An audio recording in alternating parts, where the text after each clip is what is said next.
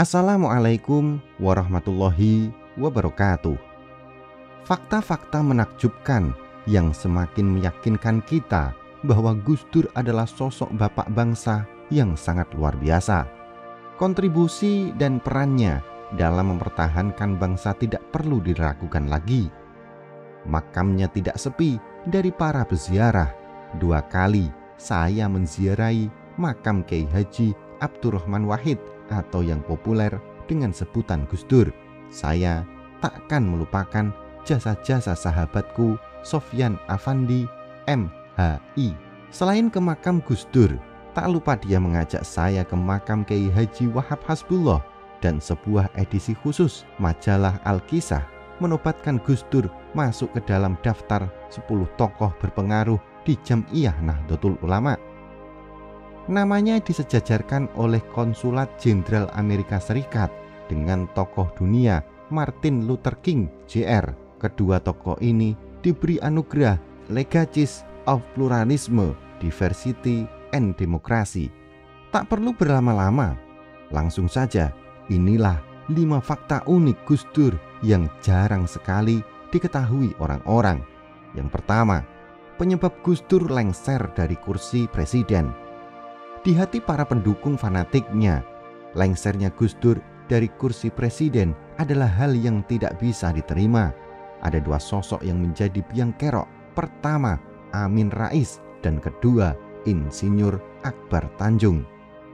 Ketika terjadi huru-hara di sebagian wilayah Jawa Timur, kantor Golkar, HMI, dan aset milik Muhammadiyah jadi sasaran amuk massa. Apa yang menyebabkan beliau dilengserkan dari kursi presiden? Sejauh yang saya ketahui ada 4 penyebab utama. 1.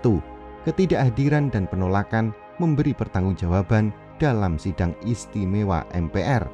Yang kedua, mengeluarkan dekret. Ketiga, Gus Dur memecat 2 menteri dari partai besar. Dan keempat, menunda perpanjangan kontrak PT Freeport.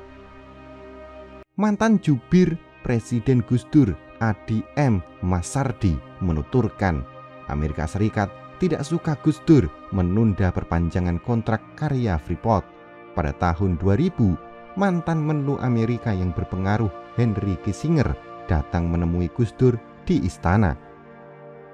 Kissinger yang kemudian menjadi komisaris PT Freeport meminta Gus Dur memuluskan perpanjangan kontrak karya PT Freeport.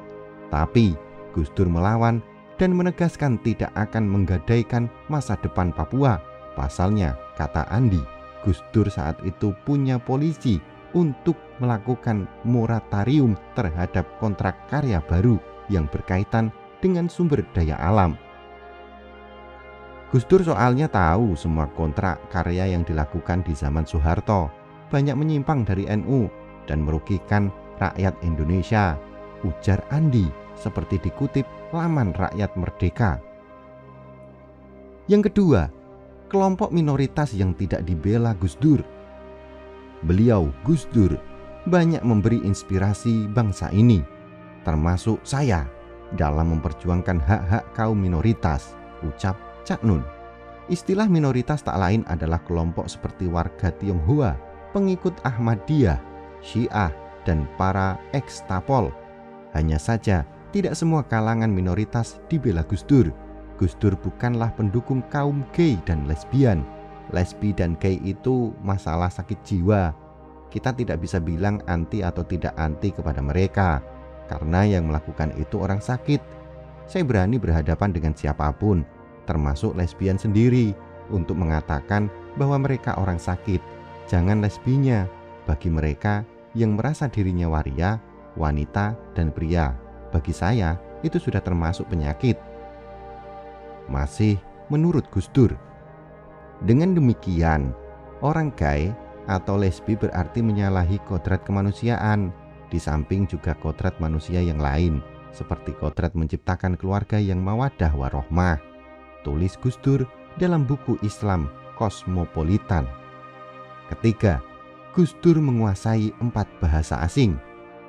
Kiai Haji Wahid Hasyim menguasai 3 bahasa asing, sementara Gus Dur ketika muda mampu menguasai 4 bahasa asing, termasuk Belanda dan Jerman. Semua karena guru lesnya, Willem Boel Iskandar dan Bu Rubiah.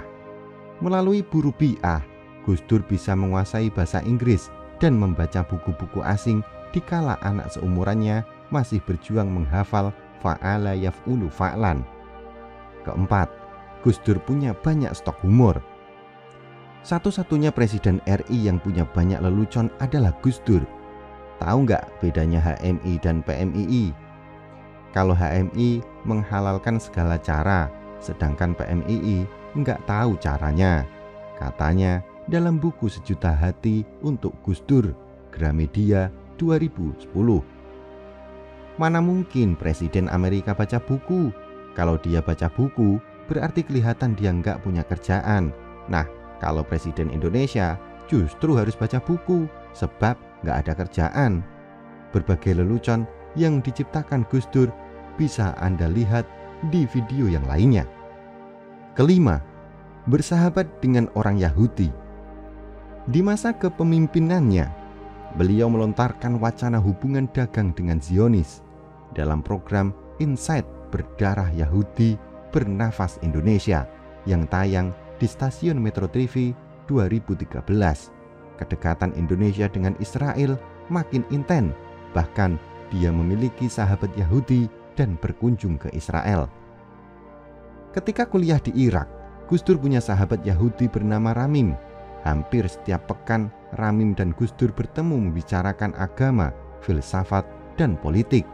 Dari Ramim, Gus Dur pertama kali mengetahui Yudaisme dan pengalaman orang-orang Yahudi.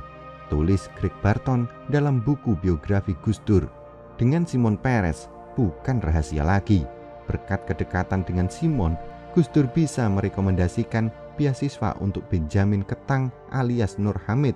Benjamin dulunya adalah Pergerakan Mahasiswa Islam Indonesia (PMII) yang menyabet gelar master di Israel. Bagaimana tanggapan Anda dengan video ini? Silahkan sampaikan di kolom komentar. Jangan lupa untuk melihat dan menonton video lainnya di Kisah Karomah Wali atau KKW Channel.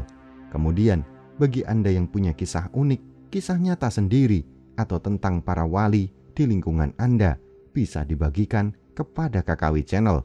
Dan jangan lupa untuk like, subscribe, dan bagikan video ini ke seluruh jaringan yang Anda miliki. Wallahu a'lam bishawab. Wassalamualaikum warahmatullahi wabarakatuh.